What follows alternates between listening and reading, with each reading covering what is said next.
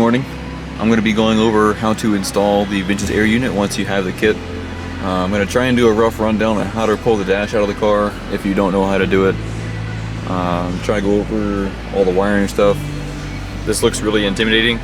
All this, you gotta plug this in, plug that in, all this crap, this blue wire, there's more wires over there. It looks intimidating, but I promise it's not. So start pulling your dash out. There's a finish panel that goes here. You'll see 1, 2, 3, 4. Pull those 4 screws out. The finish panel should pop off. This will be this plug you need to unplug. You can leave this there. I didn't have to pull it out. That was my mistake. If your car is a late model 260 question mark all the way up to 1976 280Z, this car is a 75. You have to pull all the dash connections out of the car. So your column connections here, this is everything underneath the steering column. Take all that out. Unplug your flashers if you want to. There's a couple of connections underneath here. And then you also have to remove all of the plugs over here for the dash. If your car is a 77 to 78, all of that can stay in the car and you only need to unplug those for the dash. It makes it a lot easier. But once you know, and it's not that bad. To pull the dash out, once you have that little finish panel that I showed you removed, there's going to be a couple of support beams here. There's a support beam there. There's another support beam on this side of the vehicle. There's going to be 2 10 mils there, 2 10 mils there, and also 2 more 10 mils on the dash. Remove those 8 10 millimeter bolts. There will be some a 10 mil there from the bottom underneath the dash. Depending on your year, you might have some finish panels under there to block the AC stuff. This car didn't have that. So, and there's another 10 mil right there underneath the dash as well. And then there's 1, 2, 3, 4, 5, 6 more 10 millimeter bolts up there. And then at that point, you should be able to pull the dash out. Pretty sure. That should be all the bolts you need to take down. Also, I lied. Steering column needs to come down. These are 2 12 mils. So once you get the bolts out, the column's not going to sag a whole lot. You'll just want to take it and just absolutely manhandle the column, push it down to the seat, and then the dash should come out a lot easier. Disconnect the speedometer cable. That just twists off like normal bolt, left-hand thread or right-hand thread. That's about it to get the dash out of the car. Sounds a lot simpler than it is. You probably cuss a lot. As far as getting the Vintage Air unit mounted, you're going to want to remove every single HVAC part that you see in the car from the factory. I have all of this crap right here. So remove the heater hoses. There's going to be a bolt right there on the front of the firewall, right there on the firewall. Remove your AC lines. If your system is still charged, that's crazy. If it's not, typical. All of these vacuum lines can stay. There's one here with yellow. This is the source. Just unplug that one. All the rest of these vacuum lines can stay in place. To get this whole unit out of the car, there's 1 10 mil on top, right there. I'll show you on the car, it'll be a little easier. Those 10 mil bolts on top I was talking about. So there's one there, there's one there, and then also on the bottom of the HVAC case is a 10 millimeter bolt. There's that one. There's also one more underneath here. So once you take those 2 out, take those 2 out, unplug the blower motor, which is this plug and then a couple more plugs over here. There's going to be a 10 millimeter down there, and there's also one more back there in the corner that you can't see. If you get to it from the front, that works. That one, take that out too. Once you do all that, the entire HVAC case should come out of the car. If it doesn't, then you forgot something. Putting the new unit in, we're going to try and sell this as a kit as best we can, as far as getting it bolted in and alleviate the amount of cussing you'll be doing when you install it. These brackets I have templated. This one is pretty good. This one is pretty good. There's a rear bracket as well. That one's all right. You may need to modify that one a little bit to fit your needs as far as spacing. There's this piece of foam up here. That piece of foam. This unit is mounted really solid. When you get your Vintage Air kit, this bracket in the back that is in the center of your screen is going to be mounted in the exact opposite direction. You need to drill a hole, modify the bracket, as well as flip the bracket over. in order to get it to fit in this vehicle. I have that there so it doesn't rattle. The kit that we sell is going to have that relay bracket down there, as well as the other one, this heater bracket. These AC lines we have with the kit, these should be bolt in. Should be a pretty easy affair to get those working and going. Once you are at a place where you need to actually wire it in the vehicle, this is for the blower motor. These two bundle wires here, this is key on power, so you need to run this to key on. This is going to be constant 12 volt power straight to the battery. I cut this off so I can feed it through the firewall. Don't drill a hole this big in your car. And these wires here from the relays, these go to this is the blower motor speed selector on the controller. I don't have the controller out right now. This wire goes to the heater valve on the controller, just a little slide valve. These are the mode selection plugs, and these all have places in the wiring diagram that they tell you where to plug them in. So don't be intimidated by this big chunk of wires here and think, oh no, it's scary. It's not. Just break it down individual wires. Don't look at the whole thing as one. This blue wire here is going to go from the controller to your compressor. This is going to be the signal to turn the compressor on. The way that I run this is it plugs into the controller, goes through the car. This plug right here is where your factory AC solenoid valves would be for vacuum stuff. And since we don't have vacuum stuff anymore, I believe it's this one, top right, goes straight to the compressor. So I tap this wire into there, turn the AC on, compressor goes click, and it works. I had a different car, the last Vintage Air car I did, I used that, and it worked fantastic. I didn't have to run any more wires in the car. I didn't have to re-engineer anything. It just plugs in. So now that I have the dash ready for the AC hoses, all I do is remove all the factory crap. This is 50-year-old foam that doesn't work anymore. And the kit comes with two different sizes. There's the larger size and there's the shorter size. Shorter size is for the defrost. I'll show you how that looks in a minute. For the regular vents, what I do is I unscrew the actual vent. There's a screw there, and then there's a screw on the bottom side too. Unscrew that, and then this tube is too large for the AC vent on the dash, but it's the right size for the unit on the car. So what I do is I take this, spread it out a little bit, spread it, then I cut like maybe 3 or 4 of these, that way it can shrink in on itself a little bit, and then I put it over the vent and then tape it. There's like a loops of tape to seal it on there. Probably not the best thing, but I don't really know of a better way to do it. That way it stays sealed and it won't come off when you yank on it. So once you have that, this is the routing I use. I go up over the glove box, and I cut myself enough to where, because the Vintage Air unit sits about here on this side for this vent and about here for this vent, so I leave enough to where I can scrunch it up, put it in on this one, scrunch it up, put it in like that. And then the center vent will go from here out. Doing the defrost vents, this is what I've come up with. You just plug them in right there. Put that back where it was. Plug them in right there. That's right defrost, left defrost. Go through here. I put it behind this bracket. It's kind of a tight fit, but it does fit. And then loop it around and up. That's pretty secure. These are the factory defrost vents, by the way. The kit does come with new ones, but obviously the factory ones work just fine. They fit with the dash and everything. And this one over here, same thing. Loop it, kind of twist it, plug it in right there. And that's your hoses. I'm going to be going over how to install the Vintage Air AC controller once you have it actually assembled on your finish plate that we have. This hole is designed, there's a hole that this slides into. You'll use the retaining brackets that are on the bracket already, tighten down those little 10 mils, and that'll sandwich it between the plate and the unit itself. So once you have that installed, it's very simple. This line you can worry about in a minute. I'm just going to show you how it sits in the car. So there's a small lip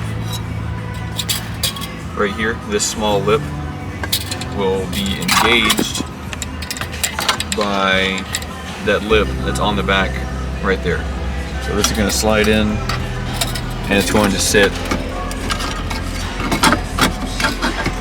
just like that. Just like that. Alright, so when you're installing this, there is a very small hole in the back of the Vintage Air unit. Right behind there, there's a very small hole where you will slide this into. This is the temperature sensor probe thing. That needs to go in there. Alright, so once you struggle and find the hole, and you cram that tube in there as far as you can without breaking it, don't break the tube. So you have your controller here. You now have a little bit of room to wiggle around. It can mount. So this whole kit, I tried not to use any other hardware than what you take out when you pull the dash and take all the factory crap out. I designed this so you take one of the 10 mils that you pulled out of the dash that you don't need anymore because we replaced half the crap. Take one there. Take one there. So you should have two 10mm bolts on both outer edges like that. And then at this point it will slide right in and boom, that's it. You may need to find a couple of little M6 nuts to hold on the bottom of it. Also, on the lights for the Vintage Air, I added this small little ground right here on the bottom. The Vintage Air unit comes with a ground already on it, or the controller comes with a ground on it already, but it's not big enough to fit where I want it to. So I ground it to this bottom bolt and then tighten it. So that one's tight like that.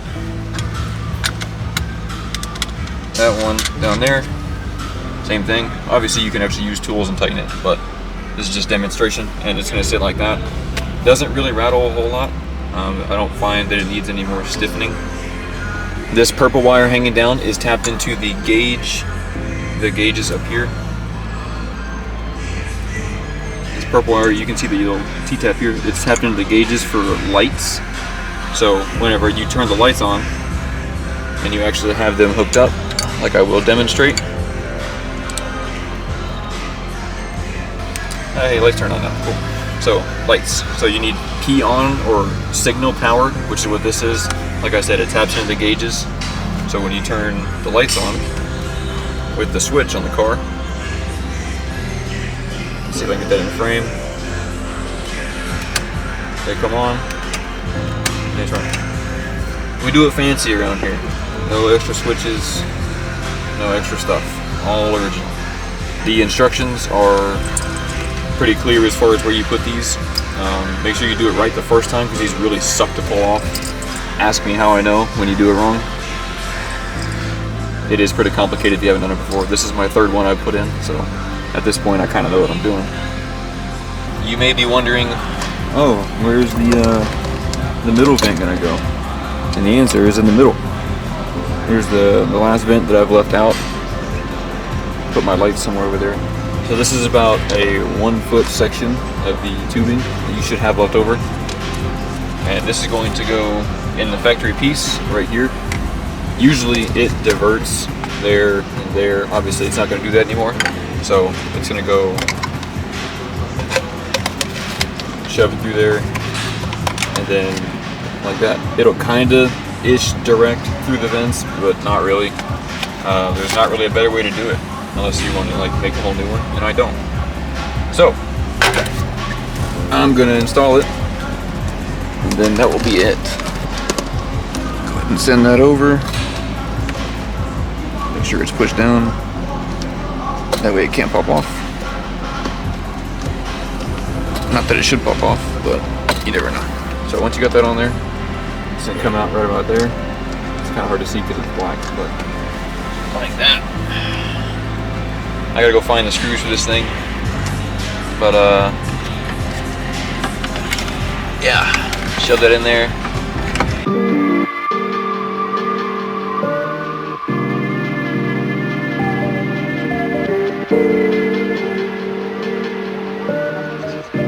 This is a 1972 240z. The odometer says 60,000 miles, and I believe it. This car is very pretty. Whether it's been restored or not, I don't know. But the car is here for a Vintage Air system. So I have the condenser mounted fabbed up some brackets from the provided units, bent them and slammed them in. Vintage Air is mounted underneath here. Looks like a mess right now, but all these wires are here so I don't forget about them. I'll clean all those up, put them where they go. Underneath the dash, there's like 12 million connectors you gotta undo on like the late model 280s where you just pull the plugs out. They're color coded on the late model cars. I'm using the factory ones that we usually make for the 280Zs. I'm using the same hoses. I drilled holes in the firewall earlier today. New sanding compressor and all soft lines here. Vintage Air condenser up front as well. Quick rundown of the hose orientation. The ones in the firewall are exactly the same as our 280Z kit. I didn't make that any differently. I haven't finished this yet, so it might look a little rough on the edges. These fittings here are flare, so you'll see the hose end differences here. It'll be flare. Basic routing is discharge out of the compressor into the condenser up here, out of the condenser into the dryer, out of the dryer into the firewall, out of the firewall, back into the compressor. So it's a little bit complicated. The low side fill is a little bit annoying to get to on this car. We'll see if we can make a revision on that, because I'd like it to be not a huge pain in the ass, but it may not be avoidable. The high side port is down there on the bottom in a hard line. To get that hard line in, I think I had to put it in like at an angle this way first because the hose is kinked. Put it in, rotate it, and then thread it on like that. Once you have it threaded on, you may need to bend it up a little bit so it's not hitting the hole on the car right there. After that, it's not that bad. This is the out of the condenser going that way. As far as the firewall, I had to drill a 1-inch hole, I think, for the lower one to get the hose through. Very large hole in your car. Sorry about that, but that's kind of the name of the game. I wanted to use a factory 280Z or ZX like grommet, but we didn't have any. So if you can get your hands on that. The firewall is dimpled from the factory. You can see that little dimple right there. That little dimple is one of them. There were 3 of them. That's where the factory screw would go to hold it in. But for the most part, it looks like a mess of hoses because that's what it is. So Caleb integrated all of the switches and the factory blower switch for the early S30. You can just take apart your regular horizontal style controller and put everything in here. So I guess the switch and everything worked? I had to jump the power. Yeah. Using the factory blower switch, so this is off. When you turn it on, the Vintage Air blower switch. Yeah, this is the Vintage Air blower. When you turn it on, it sends power out of the switch into the rest of the control stuff. And I'm no longer using the Vintage Air switch, so I have to give it power manually to the AC slide switch. And then from there, what we did is we implemented the factory blower switch. This is, and we took apart the control panel that we normally sell with it, which there's plenty of write-ups online. I'll put a link in the description below if you decide you want to take that on yourself. We've already covered the wiring for the blower switch, but you've got your heat and your air conditioning.